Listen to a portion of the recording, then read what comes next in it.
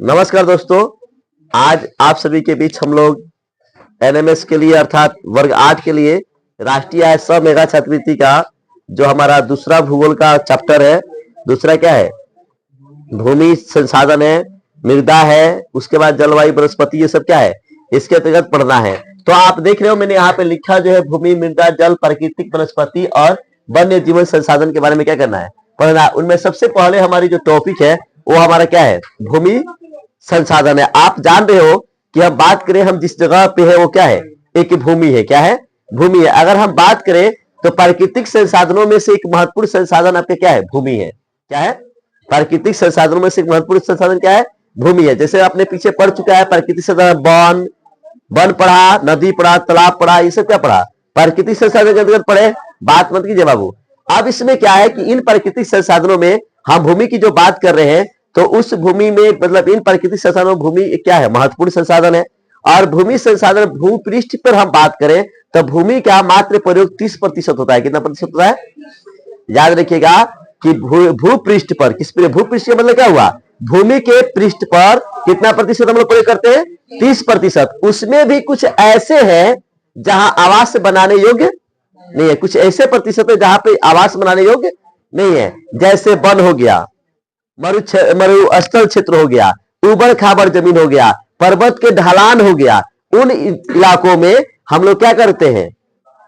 मतलब घर नहीं बना पाते हैं। दूसरी बात यह है कि अगर हम बात करें तो हमारी आखिरकार मानव आवास कहां बनाता है? तो मानव आवास उन जगहों पे बनाता है जहां मैदानी क्षेत्र होती है। कौन क्षेत्र? जैसे हम लोग किस क्षेत्र में है? मैदानी क्षेत्र में।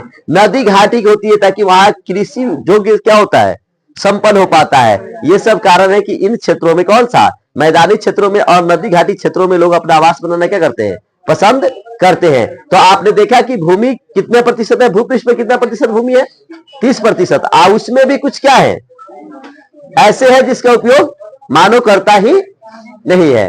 तो कौन कौन जगह पे नहीं करता है? उबड़ खाबड़, हालांकि उस पर भी प्रयोग होता है, लेकिन जिसके आपकी किताब के हिसाब से जो दिया है उस हिसाब से मैं बताऊं तो आप समझ जाइए कि आपका क्या है कि किन किन स्थलों पर, मरुस्थल पर ज्यादा क्षेत्र में नहीं लोग रह पाता है, पर्वत के ज्यादा ढलान इलाका जहां है वहां लोग नहीं रह पाता है, और कहां पे नहीं रह पाता है? जहां उबड़ खाबड़ जमीन है वहां पे नहीं रहता है। सबसे ज्यादा संघन मतलब रहता सभी जगह लोग है, लेकिन फर्क क्या है? सबसे अधिक घाना बस्ती किन जगहों पे होती है? कहां पे होती है? मैदानी क्षेत्रों में और नदी घाटी में। क्यों? ताकि वहां कृषि काफी बढ़िया से हो जाती है और मकान बनाने में भी क्या होती है? आसानी से सुविधाएं प्रदान हो जाती है। आइए अब इसके बात करते हैं। जो चीज हमने समझाया वही चीज इसमें क्या किया गया है? लिखा हुआ है। अब देखिए यहाँ पे समझेंगे। देखिए भूमि, सभी महत्वपूर्ण प्राकृतिक संसाधनों में से भूमि भी क्या है? शामिल है। जितने महत्वपूर्ण प्राकृतिक संसाधन है उन प्राकृतिक संसाधनों में क्या है? भूमि भी एक महत्वपूर्ण संसाधन है। हम बात करें तो भूपृष्ठ के कुल क्षेत्रफल का, मतलब भूपृष्ठ जितना है उसका कुल क्षेत्रफल का कितना प्रतिशत? लगभग 30% भाग भूमि है। भूपृष्ठ का लगभग कितना प्रतिशत? 30% भाग क्या है? भूमि है। इसमें भी इसमें थोड़े से प्रतिशत के सभी भाग आवास के योग्य नहीं है। मतलब बता रहा है कि इसमें थोड़े से प्रतिशत के भाग क्या है? आवास के योग्य नहीं है। अब बात करते हैं यहाँ पे, देखो मुख्यतः भूमि और जलवायु के भिन्न भिन्न लक्षणों के कारण विश्व के विभिन्न भागों में जनसंख्या का वितरण क्या है? असमान पाया जाता है। मतलब अगर भाग हम बात करें कि जनसंख्या असमान क्यों पाया जाता है, तो भूमि और किसका? जलवायु का असमान वितरण के कारण। जैसे मान लो कि कई जगह जनसंख्या ज्यादा है, कहीं पर जनसंख्या क्या है? कम है। तो इसका कारण, मुख्य कारण क्या है? इसका मुख्य कारण है भूमि और किसका? जलवायु का। यहाँ क्या लिखा है कि विभिन्न भाग भूमि और जलवायु के भिन्न भिन्न लक्षणों के कारण। मतलब किसके कारण बाबू?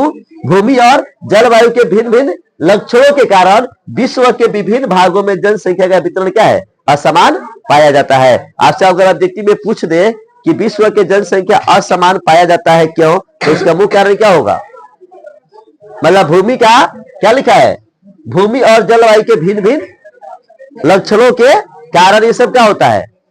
असमान जनसंख्या पाया जाता है। दूसरी बात हम बात करें तो भूमि का आकार किस किस रूप में है? उबड़ खाबड़, स्थलाकृति, पर्वतों के तीव्र ढलान और क्या? मरुस्थल क्षेत्र और संघन वन क्षेत्र सामान्यतः विरल अथवा निर्जन है। विरल अथवा क्या है? निर्जन मतलब यहाँ समझो कि कुछ है नहीं। कहाँ कहाँ पे कुछ नहीं है बाबू? खाब क्या उबड़ खाबड़ जगहों पे कुछ नहीं है, सुनसान एरिया है। कौन एरिया है?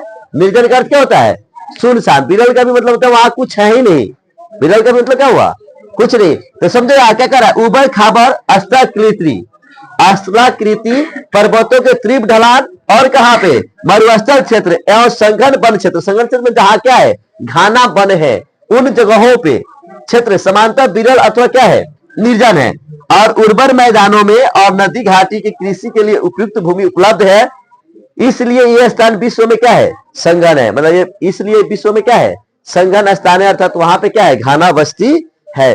तो कितने लोग को भूमि संसाधन समझ में आया? भूमि मतलब जो हमारे टॉपिक पढ़नी है, अब इसके हम कल लोग पढ़ेंगे, इसमें भूमि का उपयोग क्या पढ़ेंगे? भूमि का उपयोग।